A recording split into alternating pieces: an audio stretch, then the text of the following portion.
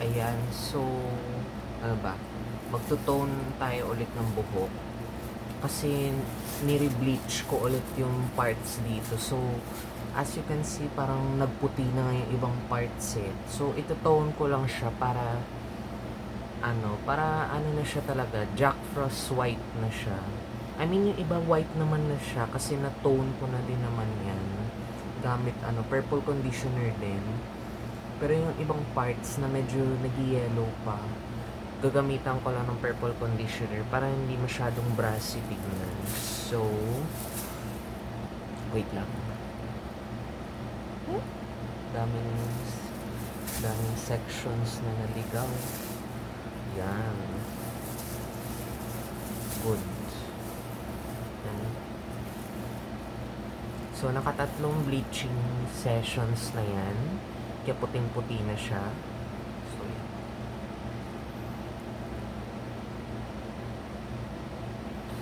So, ibang brand naman gagamitin natin today. So, ito siya. Yan. Yung Monea Keratin Blondie Purple Conditioner. So, ito siya. Ito yung gagamitin natin ngayon. Okay. So, i-apply na natin siya sa ano ba? Sa dry na buhok. Saan na yung brush?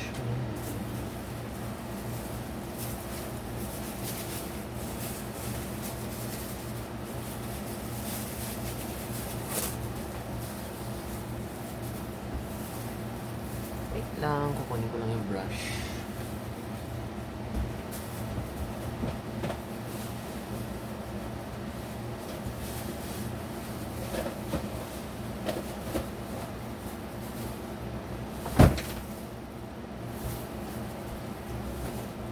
Yung brush naman nawawala ko yun.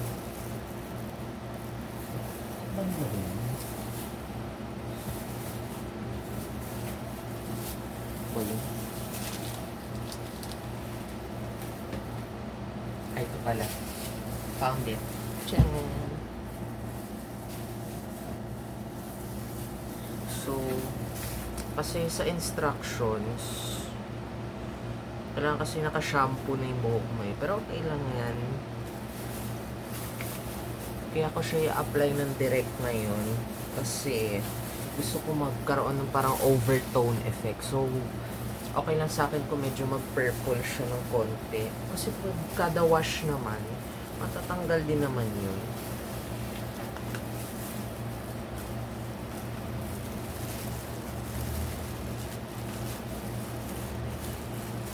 Oh, grabe, sobrang opaque niya.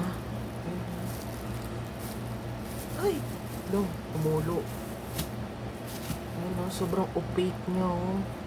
Sobrang purple. For sure, magsa-silver na naman ulit buhok ko nito. Pero okay lang, that is the goal.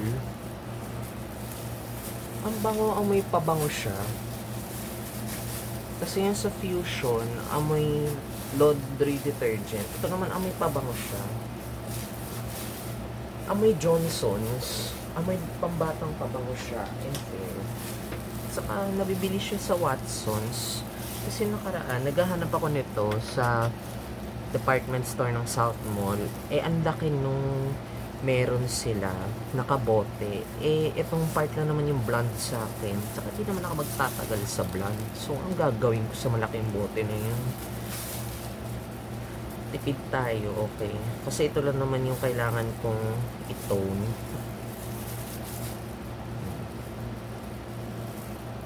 Ang bango talaga. Sana dito na ako agad nag-start na brand. Ang bango talaga. Amoy pambatang pabango.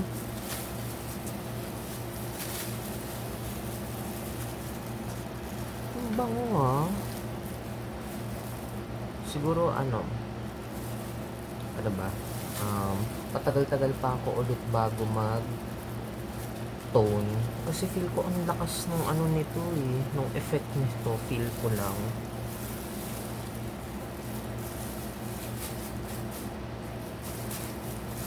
Diba, ang lakas pa ng loob natin. Dito pa tayo sa kwarto nagkulay.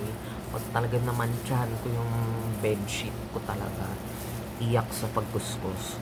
Though hindi naman masyadong nagsistain. yung purple shampoo, ay conditioner. Pero syempre, malay mo, baka mag-stain. Pahirapan sa pagkuskus, no?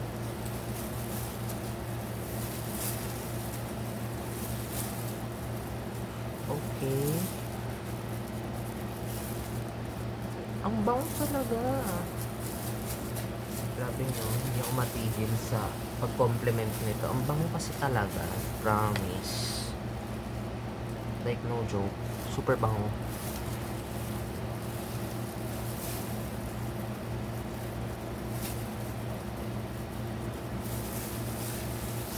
At this point, ba't pa ako nagbabrush? Ay ano, pwede ko naman siyang ikamay na lang. Hindi, pero okay lang yun. Para yung sa mga singit-singitan, yun no, talagang masaturate natin ng product.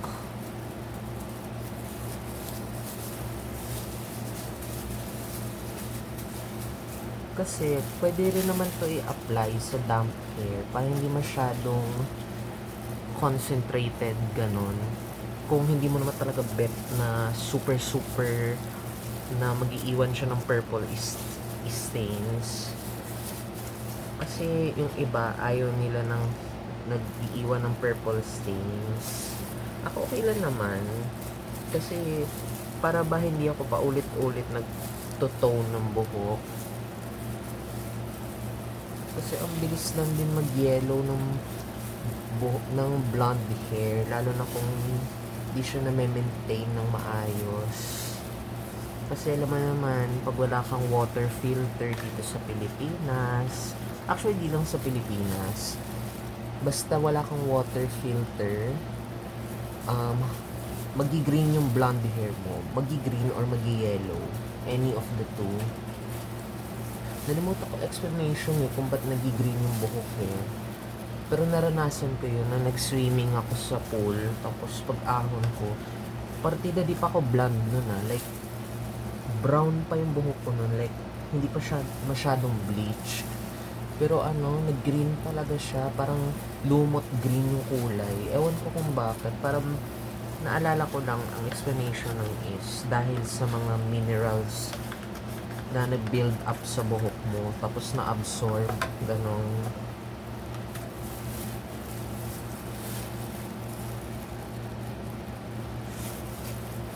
So far, yung dito naman sa taas, nag-white na. Pero gusto ko lang siya i-maintain. So, nilagyan ko pa din siya ng purple conditioner. Para matagalan na. Kasi, ang gusto ko ipatong dito ng color, pastel blue. Or, pwede rin naman, i-solid blue ko siya. Pero, not now. Kasi, sayang pag nag-fade. I mean, maganda din naman fade ng blue. Pero gusto ko kasi super vibrant siya. O, kamayin ko na lang kaya, no? Diba? Okay na rin naman na itong isang sachet. Kung ganitong section na naman ng blonde ang meron sa buhok mo. Like, hindi masyadong marami yung blonde parts. Okay lang siya. I think kasya naman. Kasi yun o, tinan mo. Malapit ko na malagyan lahat ng parts ng buhok ko. And that's just one sachet. Diba? Amazing. At pala hinaluan ko to ng cello wax na blue na konti para pag na-tone siya, medyo bluish na platinum. Parang ganun. Diba? Experiment yan.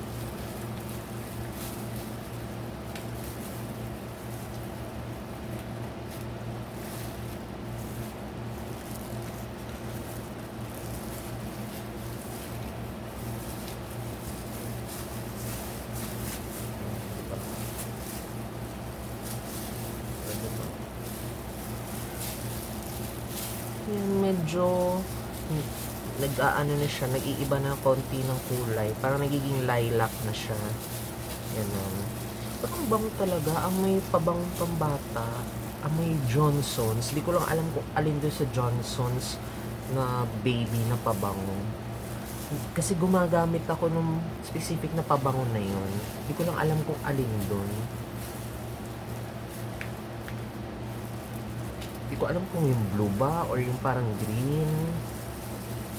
Ang bango.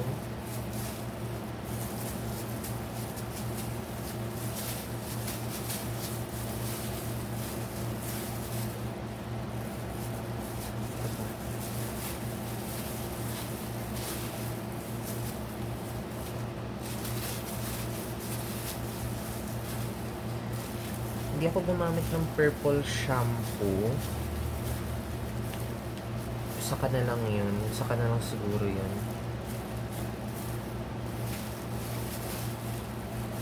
Kasi, ewan ko, mas gusto ko yung purple conditioner.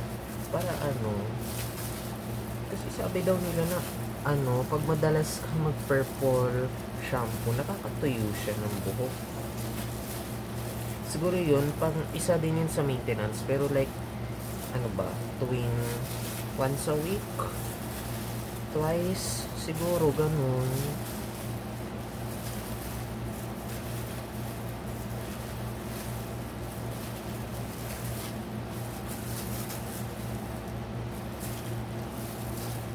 Yan. So, may ibang parts na, ayun na, weird, ng splotchy.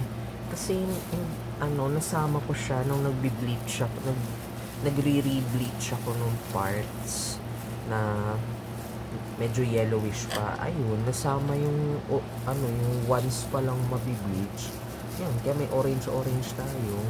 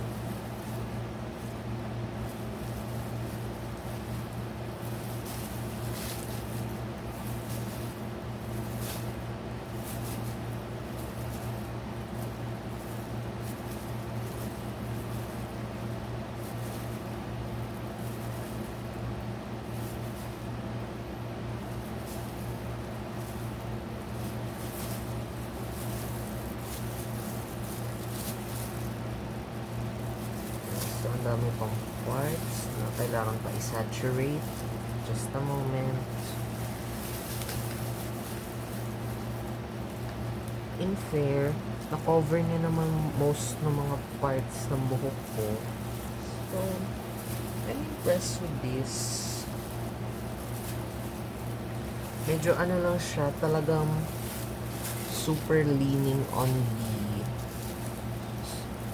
ano ba, di ko ma-explain kung anong kulay niya in person eh. Parang metallic blue siya habang nagpo-process. Mukha lang siyang lilac sa camera pero in real life, it is metallic blue. Parang denim, parang ganun yung kulay niya. Ganun.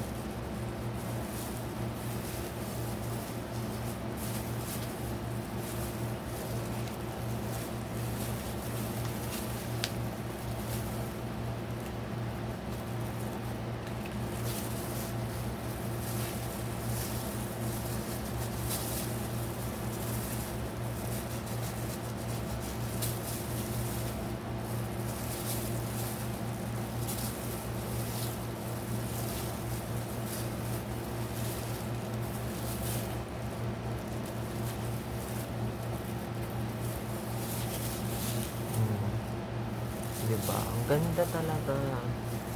Perfect. Magiging Jack Frost white na yung buhok ko.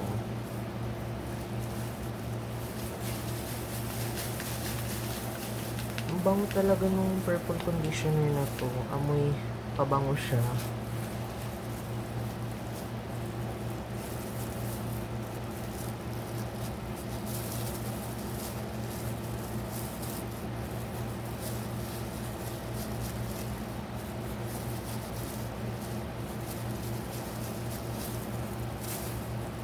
siguro yung retouch nito. I think kaya naman na next month. Kasi i-overtone ko naman siya ngayon.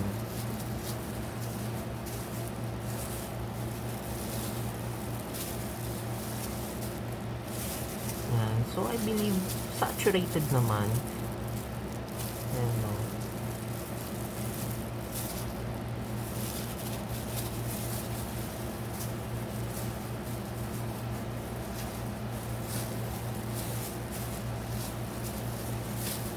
Feel ko talaga ilang araw ako magkakaroon ng ng lilac hair.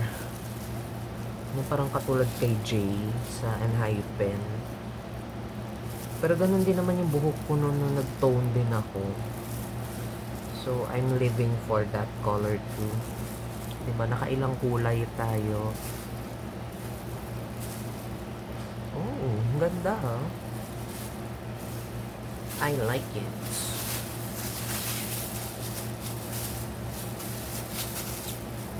Yun nun talaga yung mga stubborn na yun ang mga patches ng orange. Pero okay na yan. Bahala na yan. Kulayin ko na lang yun ng blue para di halata.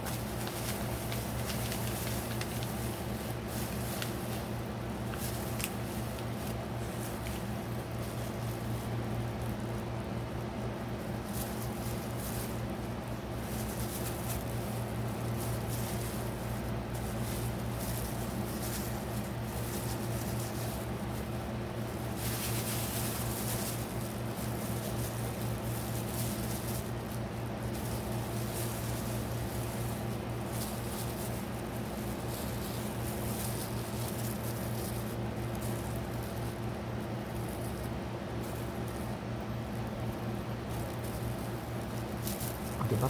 Pati noong sinasama ko sa pagkulay, diba? Isang malaking very good tayo dyan.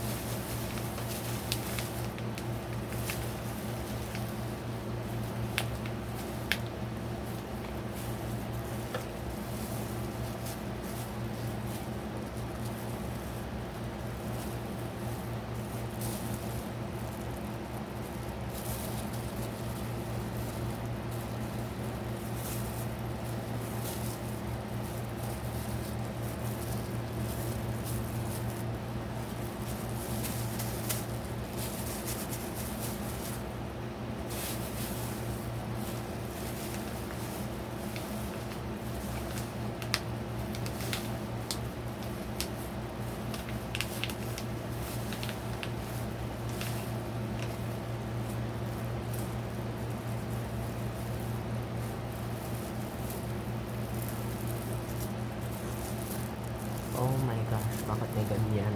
Feel ko sa hairspray to. Kaya, namumuo siya.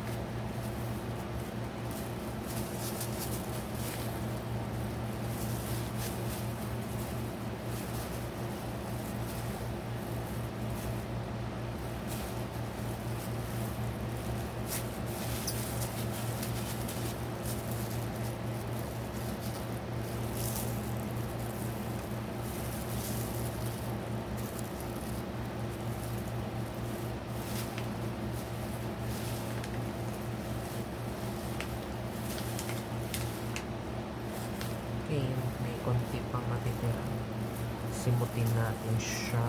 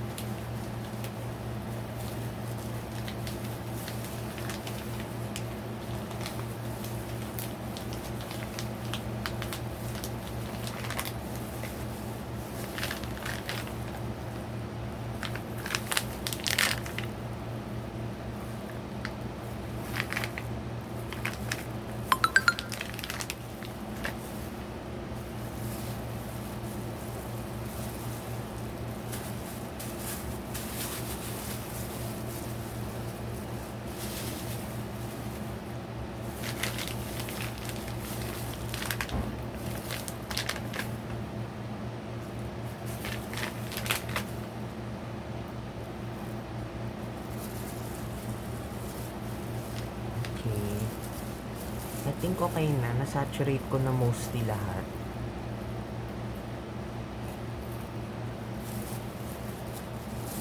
Yay!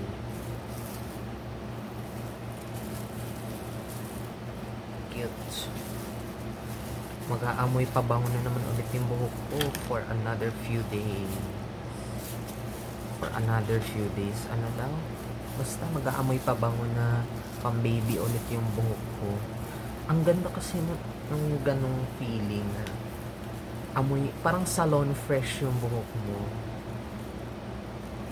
So, bye-bye.